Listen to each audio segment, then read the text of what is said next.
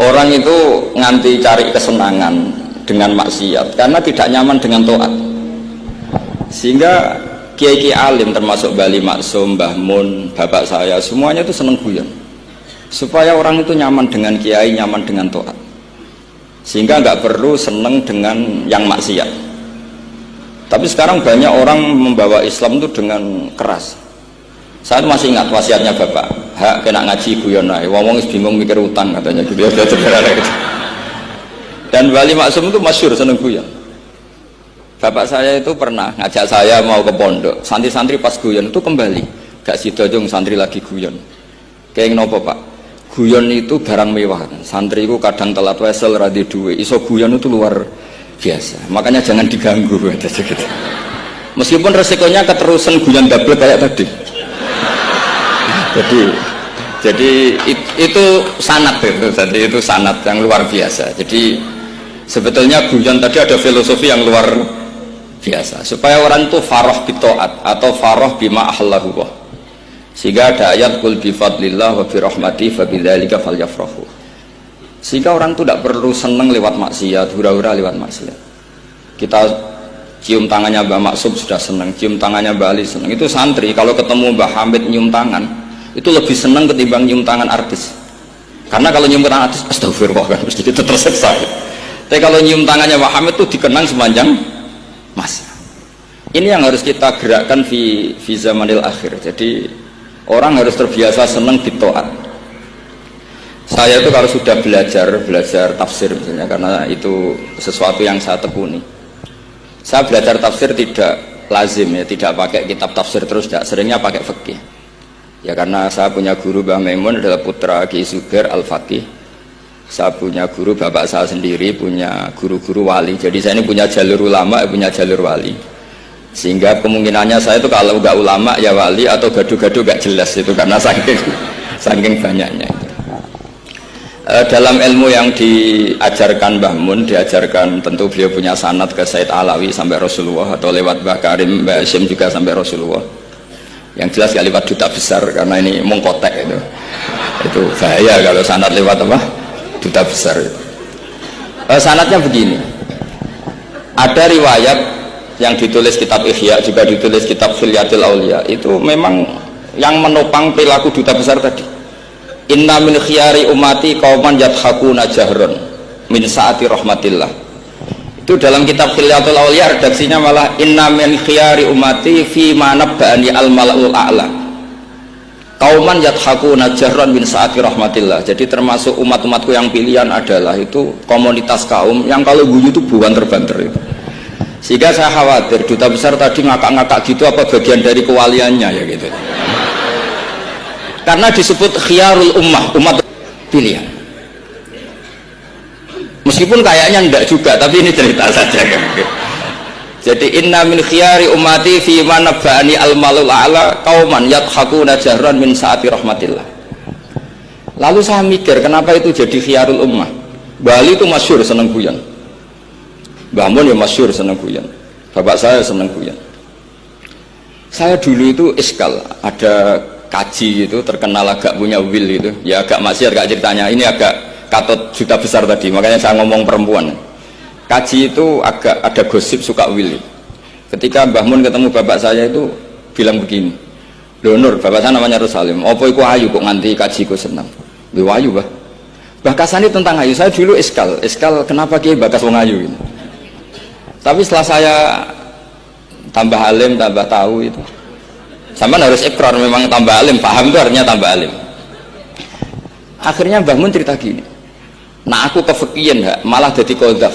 Jadi kodaf misalnya gini, Anda terlalu Islam serius, pasti komentarnya gini, kaji kok demenan, kaji kok katut wedoan.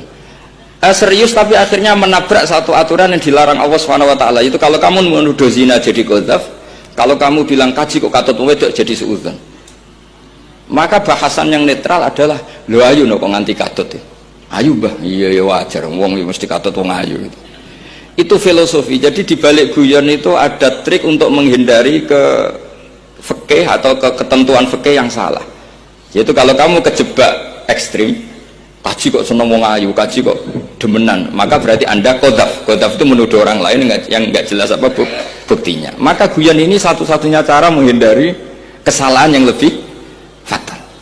Sehingga di sini dibutuhkan kemampuan seni mengelola agama supaya agama ini tetap ceria.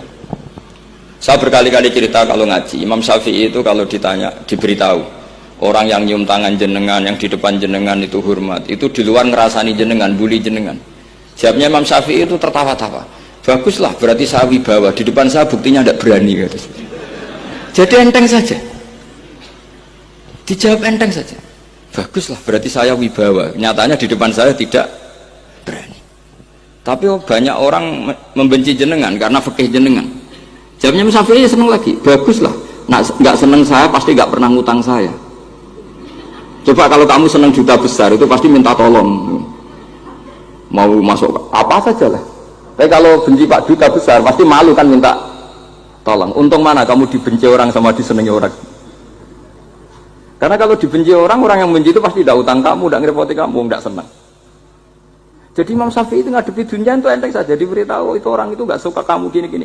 Ya bagus lah. Sehingga beliau ngendikan terkenal sekali, waman asaa ilaika faqat atlaqaka. Orang yang berbuat buruk sama kamu berarti membebaskan kamu. Karena orang ini pasti nggak akan ngerepoti kamu. Jadi ulama-ulama dulu ciri khasnya adalah ar-ridho anillah, melihat apa saja itu sudah ridho. Dan ridho itu ekspresi paling gampang ya ceria, seneng. Nah kemudian tadi kan saya bilang terakhir ini yang paling terakhir saya baca trik menjaga perbedaan ini tetap kondusif. Saya neliti kitab Bali Maksum sampai khatam, termasuk kitab yang saya letakkan di kamar khusus itu diantaranya ada kitabnya Bali Maksum, Naduman Sulam Taufiknya Mbah Hamid yang karangan orang-orang Indonesia. Tentu terbanyak ya kitabnya Mbah Mun, Mbah Sibir. Bahkan saya masih punya catatan tangan tulisannya Basim Asyari karena beliau pernah nyurati buyut saya ketika khatam Sahih Muslim yang keluarga Kudus. Terus banyak lah saya punya, termasuk saya punya tulisan tangannya Kiai Fakih Mas Gumambang, gurunya Mbak Zubair. Saya memang dokumenter kitab, sehingga saya maaf sekali kalau pidato umum itu memang saya tidak keahlian saya.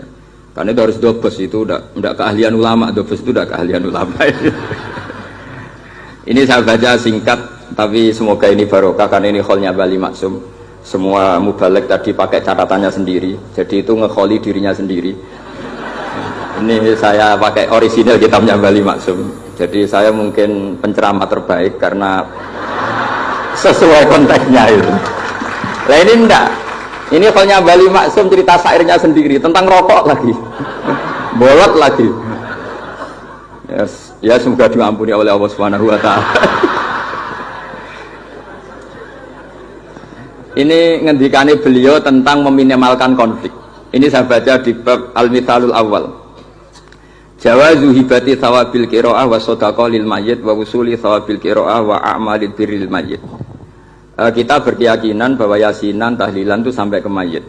Itu boleh kita hadiahkan dan sampai ke mayit. Kata Bali Maksum, wa huwa min masailil furu' al khilafiyah. Fala yajuzu bi sya'nihi itharatul fitan wal jidal wal ingkar. Alal qail wal amili bihi wala alal mukhalif.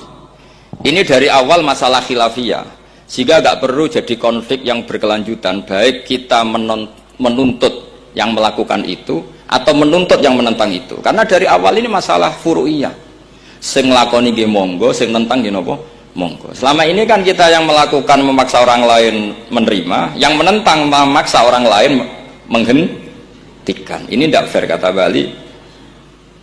Kata beliau itu gak fair. Wala yang bagi ayaqa bainahuma ma la yang bagi wuquhu bainal akhwaini muslimaini. Kata beliau, wala in kana lil mani'i mustanadun fa inna li ghairihi mustanadan kadzalik. Kalau yang melarang tahlilan, melarang yasinan dikirimkan ke mayit itu punya mustanad, punya sanad. Yang bagi yang membolehkan juga punya sanad. Kalau ada kiai yang kalau pidato nangis itu sanadnya banyak dan benar. Tapi yang uraan kayak Pak Duta Besar juga banyak. Semuanya ada sanad. Jadi kata beliau sederhana saja, kalau al-mani'un, orang yang menolak itu punya sanad, kita yang membolehkan juga punya sanad. Tapi kata beliau dengan enteng, dengan ceria, ini masalah furu'iyah. Nggak perlu jadi itharatul fitan wal jidal wal khisom. Kata beliau nggak perlu jadi perdebatan. Makanya pesan saya sama santri-santri kerap ya, sebetulnya masalah kita ini tercerabut dari ilmu. Coba dari awal Anda katakan yang tidak kunut itu Abu Hanifah, yang kunut itu Imam Syafi'i, maka melihat orang tidak kunut itu keren karena Al-Hanafi, pengikut mazhab Hanafi. Yang kunut juga keren karena pengikut mazhab Syafi'i. Tapi kita tidak, di zaman akhir kunut dan tidak kunut ini jadi politik identitas. Sehingga yang nggak kunut itu Muhammadiyah misalnya, yang kunut itu NU. Mana ada Basim Asy'ari sebagai mujaddid atau mujtahid yang mengharuskan kunut, atau Mbah Ahmad Dahlan yang melarang apa? Kunut. Wong dua beliau sama-sama pernah ngaji Syekh Khotib Minangkabau, pernah ngaji Mbah Mahfud ketika di Mekah. Jadi cobalah ilmu itu diperkuat sehingga kita mengatakan kunut adalah sunat menurut Imam Syafi'i, tidak sunat menurut mazhab Abu Hanifah. Sehingga enak sekali karena kita berdasar ilmu. Menyangkut sawabul kiroah atau sawabu amalil khairi, apakah sampai ke mayat apa enggak, ini kata beliau, kata Mbah Ali Maksum, beliau justru menukil Ibnu Taimiyah yang notabene sering dipakai dalil para orang-orang sana. Saya tidak tahu itu orang sana, itu Pak Duta itu yang tahu itu. Itu kalau ini mirip kitab Said Muhammad. Jadi Said Muhammad itu kalau istidlal sering pakai Ibnu Taimiyah karena itu yang dipakai mereka. Tapi ternyata Ibnu Taimiyah, qala Ibnu Taimiyah innal mayyit yantafi'u bi qiraatil Qur'an kama yantafi'u bil ibadah al maliyah minas shadaqah wa nahwiha. Terus Qayyim fi kitabir ruh afdalu ma yuhda ilal mayyit as-shadaqah wal istighfar wa du'a lahu wal hajju anhu.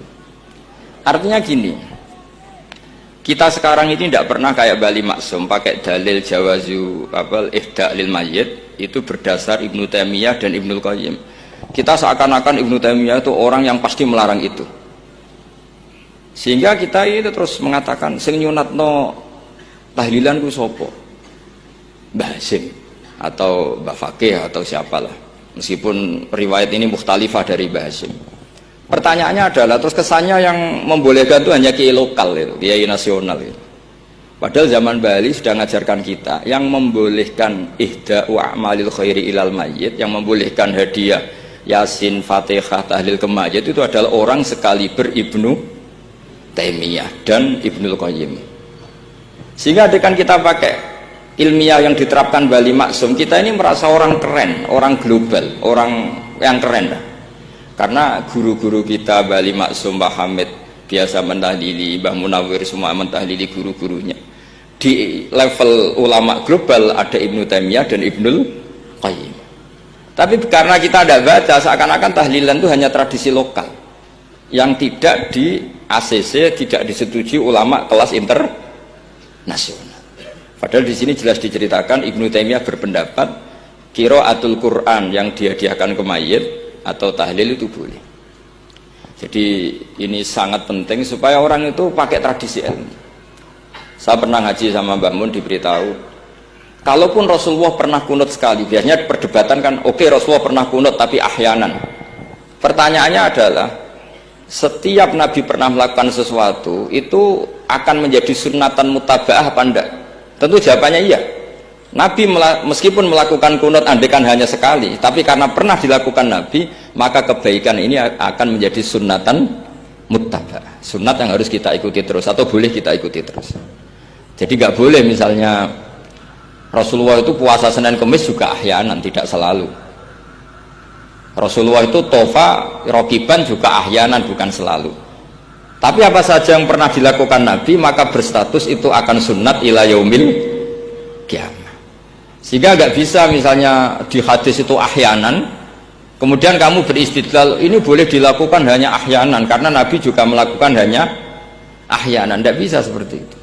Sekali Nabi pernah melakukan itu dan tidak dibatalkan lewat nasah mansuh, maka kesunatan itu ila yaumil qiyamah. Sehingga Imam Syafi'i cara berpikir meskipun Nabi kunut ahyanan, kalaupun itu ahyanan tentu kunut itu akan sunat ila yaumil qiyamah.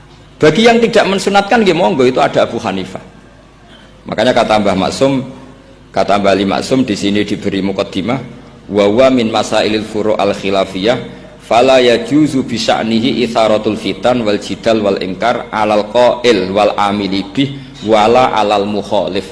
Jadi kita sendiri disarankan beliau, kamu juga gak usah nantang debat sama mukhalif. karena dari awal sudah masalah-masalah yang apa khilafiyah. Lalu terakhir pilihan-pilihan terus kemudian tetap memancing polemik. Saya mau cerita lucu di Ihya yang katanya kitab sakral itu ya punya sisi lucu, sisi unik. Nabi Musa sebagai Nabi Bani Israel itu sering digugat karena orang Israel itu tukang debat.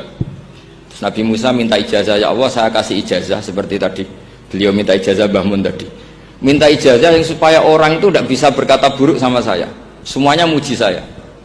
Jawabannya Allah itu unik, ya Musa hadza syai'un lam asna'hu li nafsi fa kaifa asna'uhu bika. Aku pangerane sering disalahpahami pemenah kue katanya. Jadi makanya kalau ada orang bully beda paham itu biasa. Kata Allah hadza syai'un lam asna'hu li nafsi, itu sesuatu yang saya tidak melakukan untuk diri saya sendiri. Kata Allah, saya ini Tuhan yang mengatakan saya punya anak ya banyak, yang anggap saya bakhil ya banyak, yang salah paham dengan saya banyak, padahal saya ini Tuhan. Kalau saya mau tak bungkam semua itu orang, itu saja tidak saya lakukan. Apa mana kita terima Nabi. Makanya ini semoga ini saya gojlok Pak Duta Besar jadi pahala beliau, karena diantara pahala itu disebabkan digojlok orang. Jadi kalau beliau tadi gojlok saya, sekarang tak balas, kayaknya pasti menang saya karena beliau sudah tidak bisa ke panggung lagi. Yang jelas saya kagum, ya saya puji betul Gus Zofur ketika dari awal memberi gelar Ad-Dobosi tadi ternyata betul. Tapi saya pastikan itu ada sanadnya, yaitu inna min khiyari ummati fima nabba'ani al-malul a'la qauman yadhakuna jarran min saati rahmatillah. Jadi diantara umat Allah yang pilihan adalah umatku yang kalau umatnya Rasulullah tentu yang kalau terbanter-banter karena min saati rahmatillah. Saya bayangkan kalau saya di rumah dikasih makan gratis, dikasih minum gratis, kemudian di rumah itu saya merengut saja, itu kan kurang syukur. Wis ora bayar kok merengut gitu. Sama kita pakai buminya Allah, pakai airnya Allah, pakai oksigennya Allah. Modal guyu ora gelemen merengut gitu. Itu kalau Allah tersinggung pasti Allah ngendikan falyatu probban siwa wal yakhruj min tahti ardi wasama, istilahkan mencari Tuhan selain saya kata Allah dan keluarlah dari langit saya, dari bumi saya, daripada diusir pangeran wis ning donya ceria wae, guyu wae, sing penting aja dhewean apa guyu ngoten mawon. Wassalamualaikum warahmatullahi wabarakatuh.